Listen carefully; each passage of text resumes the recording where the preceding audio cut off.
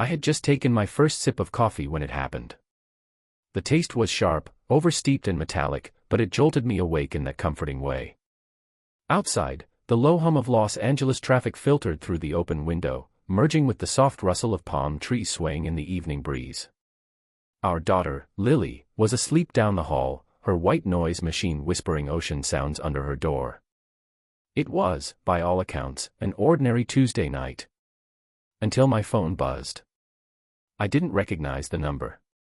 No name, no context, just a single image attachment. I should have ignored it. But I didn't. My thumb hovered for a second too long before tapping. The photo opened, and with it, my world split at the seams. It was Iris. She was standing under a street lamp in Echo Park, the same path she jogged every evening after dinner. I recognized the tank top she'd left in the laundry basket yesterday, still damp with sweat. Her hair was pulled back, her expression soft. She was smiling, but not the way she smiled at me. This one was quieter, more intimate, reserved. The man beside her wore a runner's vest and a lean, practiced confidence. He wasn't just standing near her, his hand was resting lightly on her lower back. Her body curved toward his in a way I'd never noticed before. And the way her eyes were fixed on his face, it wasn't casual. It was confessional. I swallowed hard. The coffee turned bitter in my mouth. I set the mug down too quickly, and it rattled against the counter. No words. No caption. Just that photo. The kitchen lights cast long shadows across the tile. I stared at the phone, waiting for something, another message, a denial, an explanation. None came. My mind raced, grabbing at rationalizations. Maybe it's old. Maybe it's Photoshop. Maybe. But no. I knew that bench. I had sat there with her once, years ago, when she was pregnant with Lily. We'd fed squirrels and laughed about baby names. That place had history for us. Now it had new history. The silence in the apartment thickened. I heard the creak of the neighbor's floorboards above. A car horn blared 3 streets away. A breeze slipped through the screen, carrying with it the scent of jasmine and exhaust. Everything was moving, pulsing, alive, except me. Iris had told me just an hour ago that she was going for her usual run. Same time, same route. She even kissed my cheek as she laced up her shoes. I remember how casually she smiled.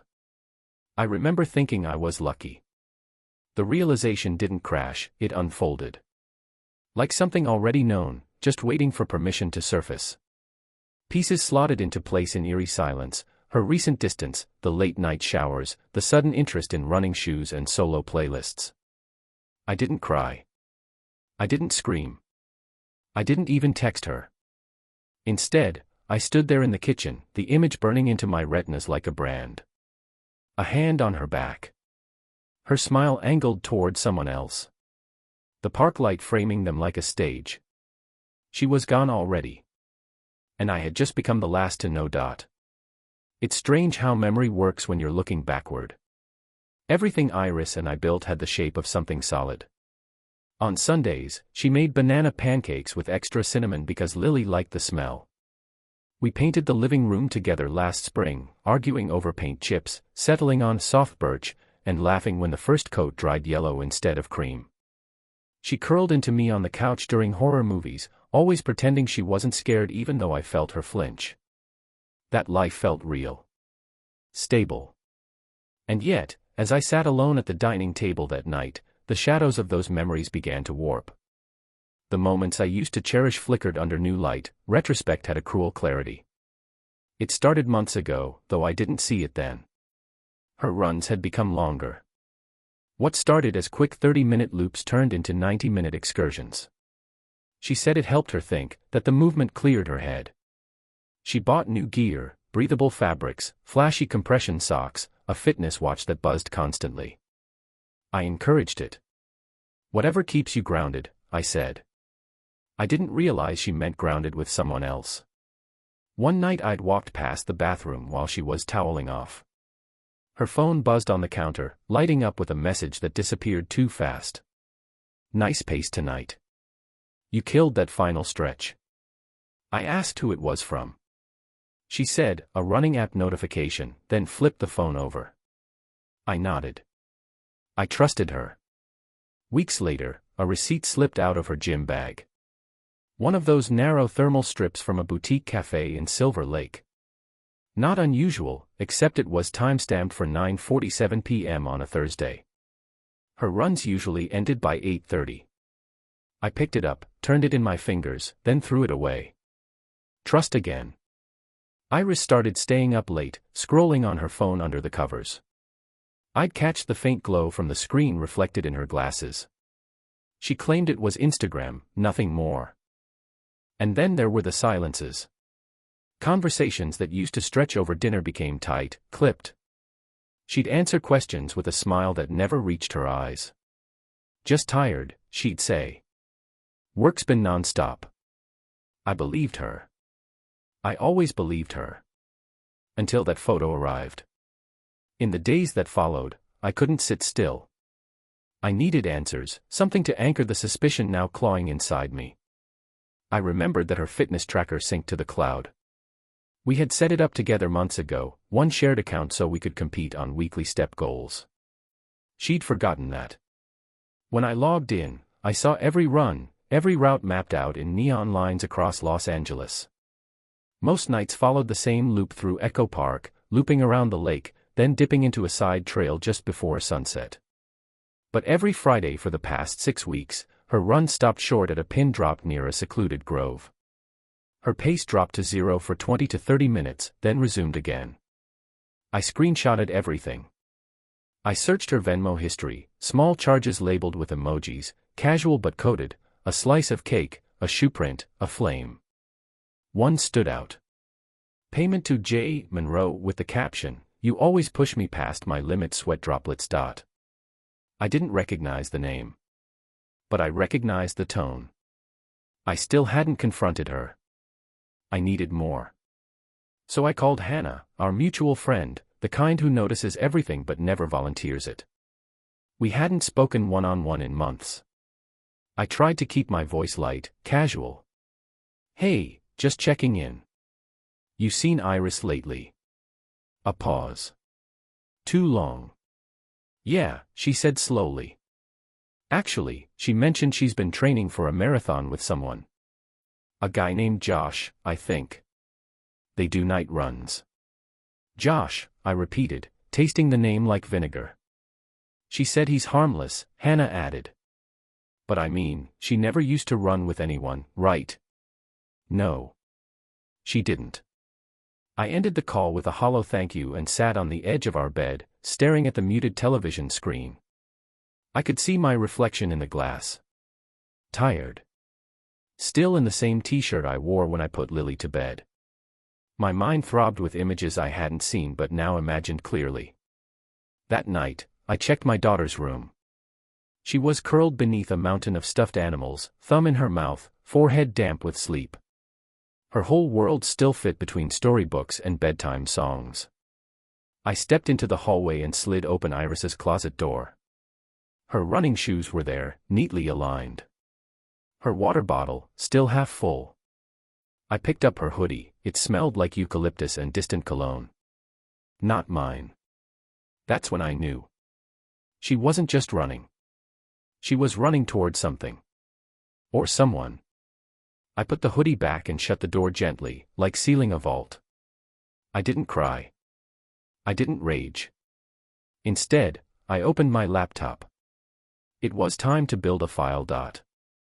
The morning after I began collecting evidence, I woke before sunrise. There was a strange calm in me. Not peace, something colder. Purpose. As if grief had tightened into a single sharp point and aimed itself forward. I poured coffee, opened my laptop, and started a folder. I named it August, the month everything shifted. Inside it, I saved the fitness tracker screenshots, Venmo receipts, and exported chat logs from our cloud backup. No passwords had been changed. She hadn't even thought to hide it. That told me everything I needed to know. She didn't believe I'd look. But I was looking now. I called Marcus, my oldest friend. We'd been roommates in college, survived breakups and job losses and weddings together. He picked up on the second ring. "Hey, man. You sound off." I didn't waste time. "I need a referral. Divorce lawyer. One who knows custody law in California." Silence. "You okay?" "No," I said. "But I'm getting there." By noon, I had a meeting scheduled with a woman named Rebecca Sandoval, known for being meticulous, discreet, and ruthless when necessary. Her office sat in a mid-rise building downtown, all frosted glass and gray carpet. She listened without interrupting, her pen moving only when I gave dates, names, evidence. When I showed her the photo, she didn't flinch. "You have a strong foundation," she said. "Especially if she's neglecting her parental time. We'll want to emphasize that you've remained the stable parent." I nodded. "I don't want revenge. Just my daughter. My house. What we built. You'll need to prepare for resistance," she added. "People like Iris, they don't walk away without a scene." "I'm ready for that," I said. And I meant it. That afternoon, I bought 2 external drives. One I kept at home. The other, I gave to my brother Michael. He was furious when I told him. "Are you kidding me? Iris," he nearly spat. "With some guy she runs with." I didn't answer. "She had Lily calling you her safe place," he muttered. "What kind of person risks that for street lamp sex and protein bars?" The image made me wince. "I'm not blowing up our lives," I said. "I'm documenting. I'm protecting what matters." Michael exhaled slowly. "Okay. Then I'm with you." Over the next 10 days, I became 2 people. To Lily, I was daddy. I made her oatmeal, walked her to school, read her the same unicorn bedtime book 3 nights in a row. She never noticed how closely I watched Iris when she got home, what she wore, how she smiled. The lies came smoothly now. Run went long. We did hills tonight. Josh pushed me too hard. She said his name so casually, like he was just another app on her phone. To Rebecca, I was a client on a mission. I notarized paperwork, filed temporary custody documents, and began an inventory of all jointly held assets.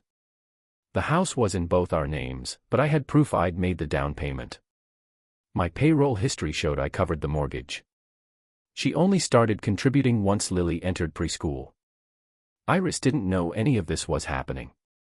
I installed a security camera at the front door. Not to catch her cheating, I already had what I needed, but to track when she left, when she returned, and who might be standing too close at the door. On a quiet Tuesday evening, I watched live footage of her leaving with a small gym bag. 38 minutes later, she reappeared in a different shirt and with wind-tossed hair. She didn't see the camera. Or maybe she didn't care anymore. The final piece came from a family iPad that still had her iCloud account logged in. Buried deep in a synced notes app was a grocery list, then beneath it, a few saved quotes. One read, "If you're not running toward what makes your heart beat faster, what are you doing? Josh M." I highlighted it and added it to the folder. The next evening, Marcus sat across from me at the kitchen table. I slid the file across to him, printed, tabbed, organized. He raised his eyebrows. "You really did all this in 2 weeks?" "I did what had to be done." He flipped through the pages in silence. "You always did play the long game." "It's not a game." He nodded. Later that night, I tucked Lily in and sat on the edge of her bed while she drifted off.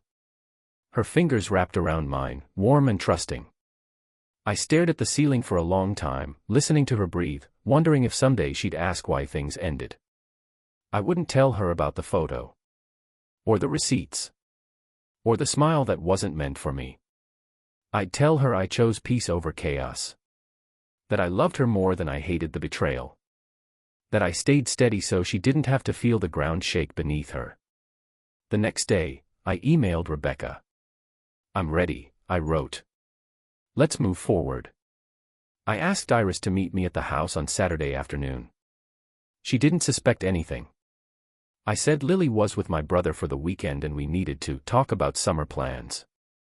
Her response was immediate, sure. I'll be there by 2. I had already cleared the room. The coffee table was empty.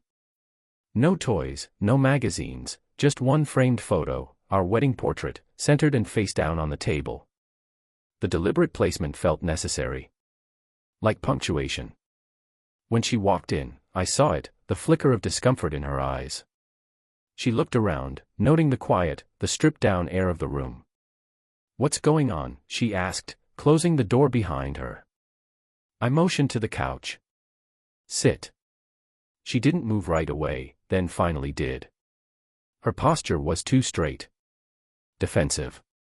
"I want to show you something," I said calmly, placing the folder on the table. "Please don't interrupt until I'm done." I opened it slowly, page by page, sliding out evidence like cards from a loaded deck. June 3rd, I began. Echo Park. Fitness tracker logs show your run stopped for 27 minutes. That's the first date. It repeats every Friday. Her jaw tightened. I flipped to the next page. Venmo payment to Josh Monroe, captioned with emojis you don't even bother explaining. Still, she said nothing. "Here," I continued, tapping the printout, "is a photo someone sent me. You, under a street lamp. His hand on your back." Finally, she spoke. "Who sent that? Does it matter?" It's not what it looks like." I looked at her then, fully, letting the silence stretch. "Iris," I said softly, "you already left. This is just the paperwork." She flinched. "You think I planned this? That I wanted things to fall apart?" "No," I said. "I think you got used to having 2 lives. You never imagined I'd look behind the curtain." She stood up. "You've been spying on me. I've been protecting Lily. And myself. While you were out finding yourself under lamplight and sweat." Her face flushed, but she didn't deny it. I reached into the folder and pulled out the last item, our wedding photo. "This used to mean something," I said. "I'm not angry anymore, Iris. I'm done." She looked down at the photo. Her lips parted, then closed again. She sat back down slowly, the fight leaving her posture. "What happens now?" she whispered. "I'm filing next week. Rebecca Sandoval is representing me. We're asking for primary custody and retention of the house. You'll have visitation. I'm not shutting you out, but I am creating boundaries." She exhaled, eyes wet now. "You were always better at holding things together." "No," I said, standing. "I was just the only one who never let go." There was nothing left to say. She looked at the photo one last time, then turned and walked toward the door. No goodbyes. Just the soft click of the latch as it closed behind her. And me, standing alone in the house we once shared, finally breathing freely. The divorce was finalized 3 weeks later. Iris didn't contest the settlement. Maybe she knew she had no ground to stand on, or maybe, deep down, she understood she'd already walked away long before the paperwork. The house stayed with me. Full physical custody was granted in my favor. She'd have weekends twice a month and alternating holidays. Lily was too young to grasp what it meant, only that she now packed a little pink suitcase every other Friday. She didn't ask questions. I made sure her days were steady. Morning routines, bedtime stories, walks to school. I replaced the wedding photo on the mantel with a drawing Lily made, 2 stick figures under a big orange sun, one labeled me, the other Dad. Our lives, reduced to crayons and clarity. I packed Iris's remaining boxes myself. They sat in the garage for a week before she picked them up. She didn't come inside. The last item she left behind was a pair of old running shoes. I threw them out. There were nights, still, when memory crept in. When I'd wake at 2 a.m. to silence so thick it throbbed. But I didn't reach for my phone. I didn't scroll through old photos or reread texts. I'd sit in the kitchen, hands wrapped around a mug, watching the shadows move along the tile. And I'd breathe. That was enough. Eventually, I started writing. Not about Iris. Not directly. Just fragments of thought. Observations about what betrayal leaves behind, not rage, but inventory. A reshuffling of self. I turned them into short entries and posted them anonymously to a blog. Within weeks, other names appeared in the comments, other men, women, people who'd been gutted and left to arrange their own survival. One evening, a man messaged me. His wife had left him for a coworker. He was spiraling, lost in shame. He asked how I stayed calm. I wrote back, I stopped trying to undo the damage. I just built around it. In time, the blog became a space for others to process what they couldn't say out loud. I never revealed who I was, just signed each post with a single name, August. It felt fitting. The month I lost everything. The month I began again. On the first warm Saturday in spring, I took Lily to Echo Park. She ran ahead, chasing ducks and pointing at paddle boats. We sat by the lake and shared a soft pretzel. I watched her laugh, hair tangled in the breeze, unbothered by any of the things that once haunted this place for me. Later, she looked up and asked, "Can we come here more?" I nodded. "Yeah. We can." We walked the loop together, just the two of us under the streetlights. This time, I wasn't looking back.